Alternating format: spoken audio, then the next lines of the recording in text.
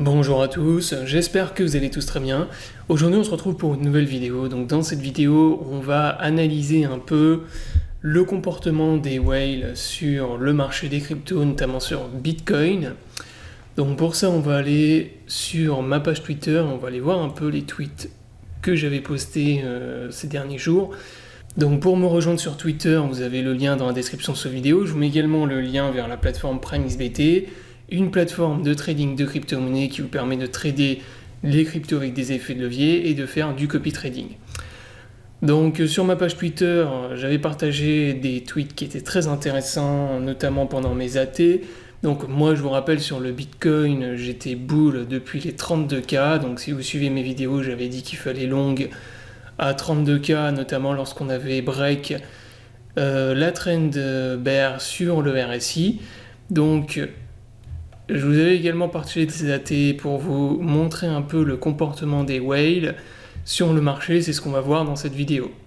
Donc le 17 juillet, bien avant le pump du Bitcoin, je vous avais partagé un tweet qui vient de la plateforme et du compte Sentiment. Donc Sentiment, c'est un compte Twitter, mais c'est une plateforme en ligne que vous pouvez suivre également, qui est très intéressant. Moi, je suis beaucoup leurs analyses. En fait, ce qui est intéressant, c'est que eux, ils regroupent en fait, ils analysent les datas sur la blockchain. Donc, ça leur permet de voir en fait le comportement des différents types de holders. Donc là, par exemple, en juin, je vous avais montré je vous avais retweeté en fait ceci, donc qui est très très intéressant. Donc là aussi, le 18 juin, bien avant le pump du Bitcoin, lorsqu'on était à des prix qui étaient très bas, on avait un tweet hyper intéressant que j'avais déjà commenté d'ailleurs dans une vidéo, je crois. Donc là, vous avez le comportement des différents holders. Donc vous avez les whales. Donc là, durant le dump sur le Bitcoin, durant le mois de juin, on peut voir que sur les datas, donc en fait les différents portefeuilles de Bitcoin, donc les différentes adresses plutôt. Donc là, vous avez les différents types de holders. Vous avez les whales, donc c'est les gros portefeuilles de plus de 1000 Bitcoin. En violet, donc les petits holders, donc voilà, les portefeuilles de moins de 10 Bitcoin, et mid-order entre les deux. Donc là, on pouvait voir en fait que les mid-tier holders maintenaient leur quantité de Bitcoin dans leur wallet. Les whales rachetaient en masse, donc eux, ils accumulaient, en fait, ils ont profité du crash pour accumuler en masse du Bitcoin. Et les petits holders, c'est-à-dire les particuliers, eux, ont revendu en masse. Donc durant le crash, ils ont panic sell, ils ont revendu énormément de crypto-monnaies, Bitcoin notamment, et les whales, eux, ils ont racheté. Donc comme d'habitude, les whales ont racheté au bon moment, donc au moment où il fallait acheter, et les particuliers, les petits holders, ils ont panic sell forcément, et ils ont revendu à des prix qui étaient bas. Donc voilà l'intérêt en fait d'analyser, de regarder un peu ce que font les whales. Donc là pareil, le 17 juillet, vous avez partagé un tweet où je vous montrais que, là encore, donc toujours qui vient du site Sentiment. Donc là, on voyait très bien dans leur analyse que vous aviez les whales qui accumulaient en masse, encore une fois. Donc là, le prix du BTC qui s'effondrait et les whales qui accumulaient donc énormément. Et enfin, pour terminer, là, pareil, je vous avais partagé deux AT, donc qui venaient, là c'était de Glassnode aussi.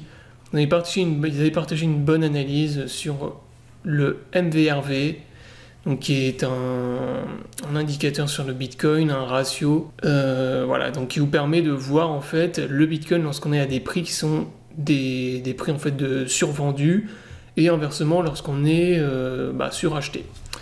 Donc là on voyait par exemple sur l'indicateur MVRV, donc le ratio plutôt MVRV Bitcoin, qu'on était dans une excellente zone en fait en juin, donc pour acheter du Bitcoin. Et inversement, là forcément il fallait acheter, et que inversement durant le début 2021, on était plutôt dans une zone de surachat. Donc ça c'est pareil, c'était un bon indicateur. Donc moi j'avais racheté également du Bitcoin quand j'avais vu tout ça. Donc je vous partage dernière analyse que j'ai partagé le 8 août, donc qui est plus récente sur toujours les whales, l'analyse du comportement des whales sur Bitcoin. donc toujours sur la plateforme d'analyse Sentiment, que pour le moment, les whales n'accumulent plus vraiment, mais elles ne revendent pas non plus. Donc elles ne sont toujours pas short. Donc là, c'est les adresses Bitcoin, donc des millionnaires en Bitcoin, donc de 100 Bitcoin ou plus, sur la blockchain, donc toutes les adresses. Donc là, forcément, durant le crash, comme la dernière fois on a vu, elles accumulaient du Bitcoin en masse. Donc elles ont profité vraiment du mois de juin, mai pour accumuler. Et là, pour le moment, elles ne revendent pas, mais elles ne réaccumulent pas non plus. Donc là, ça va être vraiment intéressant de voir justement, d'un point de vue purement analyse graphique, ce que va faire le Bitcoin dans les prochaines semaines. Donc c'est ce qu'on verra dans mes vidéos d'analyse que je fais, donc toutes les vidéos hebdo que je fais sur BTC.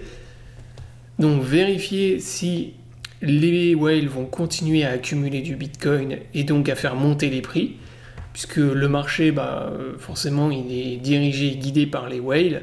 Lorsque les whales réaccumulent du Bitcoin, le prix il arrête de baisser et il remonte.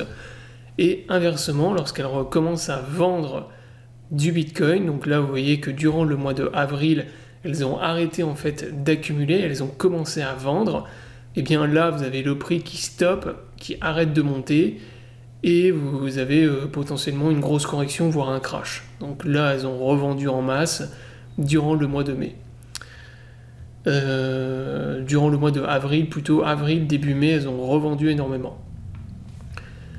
Donc voilà, donc ça va être intéressant à voir. Si les whales continuent à accumuler du Bitcoin, et elles vont continuer à faire monter les prix, et on peut potentiellement repartir dans un bull run, c'est-à-dire repartir dans un FOMO, relancer tous les particuliers qui ont short le bottom, on peut les faire FOMO, les faire paniquer à l'achat, et les faire remonter à nouveau, réinvestir à nouveau dans le marché. Et à ce moment-là, le Bitcoin, il peut repartir dans un bull run. Donc ça serait le scénario que je vous ai présenté la semaine dernière de bull run sur le Bitcoin. Ou inversement, les whales, elles peuvent arrêter d'accumuler, voire commencer à short le Bitcoin. Et à ce moment-là, elles vont arrêter de faire monter le prix. C'est-à-dire que le prix du Bitcoin, il va arrêter de pump. Il va corriger, et si elles revendent vraiment beaucoup, par exemple si elles prennent leurs bénéfices par rapport à ce qu'elles ont acheté durant le mois de juin, lorsqu'elles vont commencer à prendre leurs bénéfices, la tendance va s'inverser. Et là, vous avez le prix du Bitcoin qui va corriger, voire peut-être repartir dans un bear market, ça on n'en sait rien. Mais voilà, c'est vraiment ça qui va déterminer encore une fois, est-ce qu'on va repartir dans un bull market, ou est-ce qu'on a juste fait un rebond du chat mort sur BTC. Donc n'hésitez pas à me suivre sur mon Twitter, encore une fois, je partage pas mal, je retweet surtout pas mal d'analyses comme ça, que je commente. Donc je vous invite à vous abonner à la chaîne également pour ne pas rater les prochaines vidéos. Je vous souhaite à tous une bonne journée et à bientôt pour une prochaine vidéo.